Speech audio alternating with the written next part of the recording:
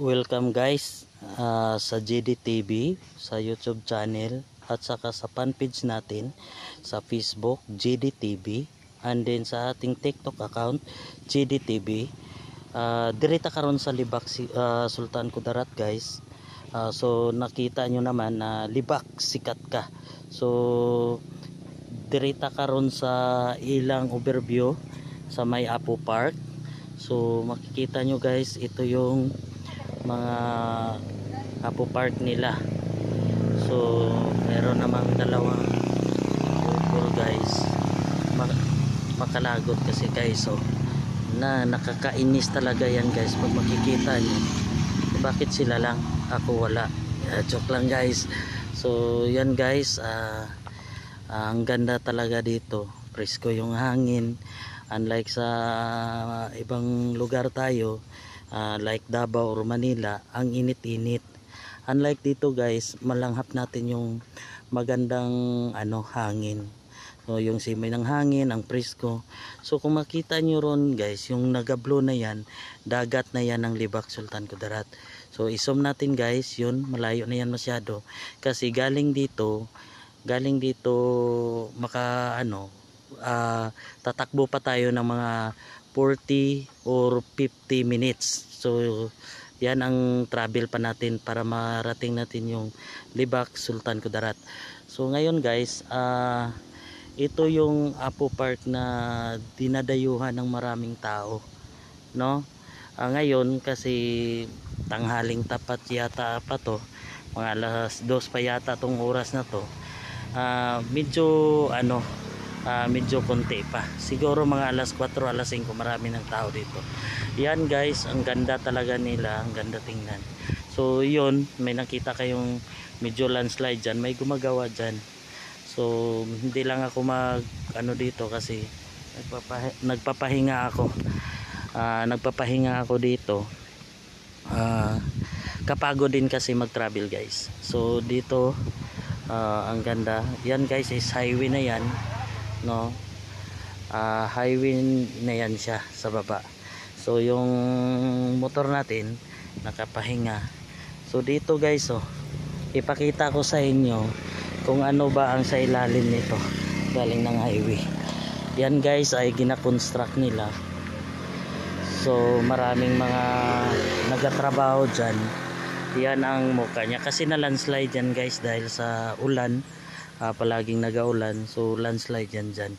So makita nyo naman yung mga natin dito, may mga tarpaulin.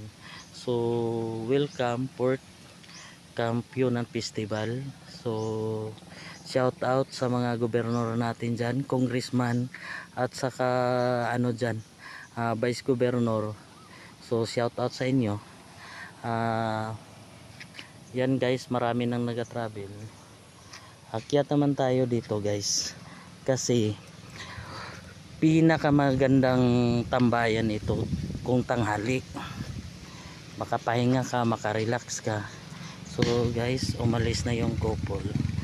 So nakakaingit sa kanila kanina. So mas maganda, umalis na sila. So ito overlooking ito guys. Overlooking dito. Pwede kayong mag-travel kung may dala kayong mga baon. Dito kayo kakain habang nakatingin sa mga overlook natin. So yun, grabe ang taas talaga ng bukid dito guys. Parang malula ka sa kasi kung tingnan mo yung mga punong kahoy sa ilalim, parang damo na siya tingnan. Pero malalaki yung kahoy na yan. Lalo na doon, makita mo yung dagat. Maganda tingnan dito kasi nagablo yung dagat para ding langit no? So makita nyo naman yung sa right side natin, yan ang mga bundok. Pero bakit maraming mga bahay nasa bundok nakatira, na ang ganda naman dito sa baba? Marami doon, hindi mo alam kung saan sila nagadaan kasi yung daan nila yung bahay nila simentado rin, concrete.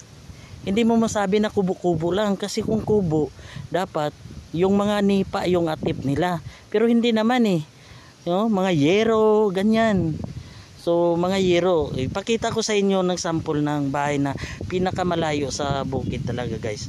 So makikita mo kung may naka ano na dyan, parang puti. Tika lang guys ha, pakita ko sa inyo kung saan yung mga bahay na yan.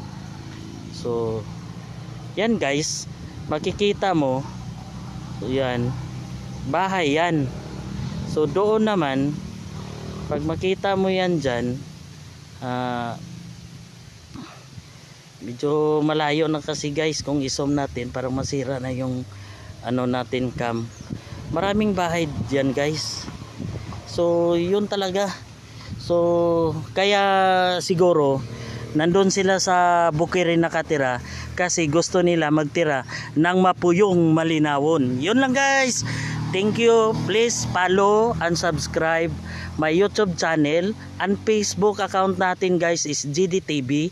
Yun din ang YouTube channel natin. Search nyo lang sa mga apps na yan, lalo na sa YouTube. Kung sa Facebook naman, GDTV. At saka TikTok account natin guys, may GDTV rin tayo. So makikita nyo itong video na to. Please follow my Facebook account or fan page GDTV, and then sa YouTube channel natin please subscribe para naman na marami tayong video na magawa.